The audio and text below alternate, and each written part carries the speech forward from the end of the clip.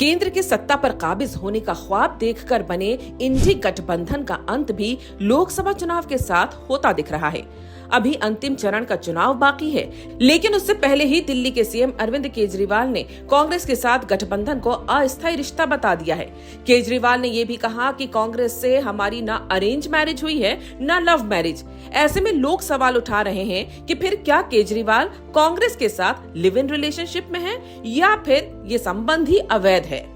इधर राजनीति के जानकारों का कहना है कि जिस तरीके से अरविंद केजरीवाल एनडीए की सिर्फ 200 सीटों पर जीत की बात लिखकर देते हुए घूम रहे हैं, उससे उनकी हड़बड़ाहट और हार का डर साफ दिखाई दे रहा है।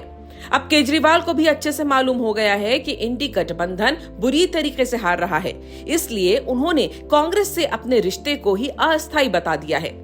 वहीं दूसरी तरफ प्रधानमंत्री नरेंद्र मोदी एकांतवास में ध्यान लगाने के लिए कन्याकुमारी स्थित विवेकानंद रॉक मेमोरियल पहुंच चुके हैं, जो उनकी चुनाव को लेकर निश्चिंतता को दर्शाता है। प्रधानमंत्री मोदी भले ही ध्यान लगाने के लिए कन्याकुमारी चले गए हों, लेकिन जनता से वो अभी भी जुड़े हैं। प्रधानमंत्री नरेंद्र मोदी ने अपने लोकसभा क्षेत्र वाराणसी के फर्स्ट टाइम वोटर्स को पत्र लिखा है, जिसमें बीजेपी के कार्यकर्ता संबंधित मतदाताओं को अभिनंदन पत्र के साथ पहुंचा रहे हैं। पीएम मोदी ने अपने पत्र में लिखा है कि भारत के प्रधान सेवक और आपके सांसद के रूप में आपको नमस्कार। आज मैं आपको पूरे गर्व और विश्वास के साथ लिख रहा हूं। आप आगामी लोकसभा चुनाव 2024 में पहली बार अपने मताधिकार का प्रयोग करने जा रहे हैं। मैं आपको बधाई देता हूं।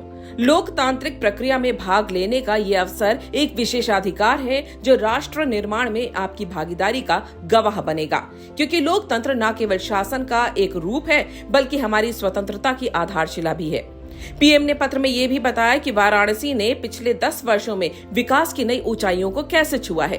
साथ ही 1 जून को होने वाले लोकसभा चुनाव के 7वें चरण में वोट डालने की अपील भी की है। एक तरफ एनडीए की ओर से प्रधानमंत्री जनता से जुड़ भी रहे हैं और मौन व्रत रखने के लिए कन्याकुमारी भी चले गए हैं। वहीं दूसरी ओर इंडिया अलायंस आपस में ही ना कभी जुड़ पाया है और न ही आने वाले समय में इनके गठबंधन का कोई भविष्य दिखाई दे रहा है। फिलहाल एक तरफ इंडी गठबंधन की हड़बड़ाहट और दूसरी तरफ एनडीए की निश्चिंतता को देखकर माना जा रहा है कि राजनीतिक पार्टियों को जनादेश का आभास हो गया है।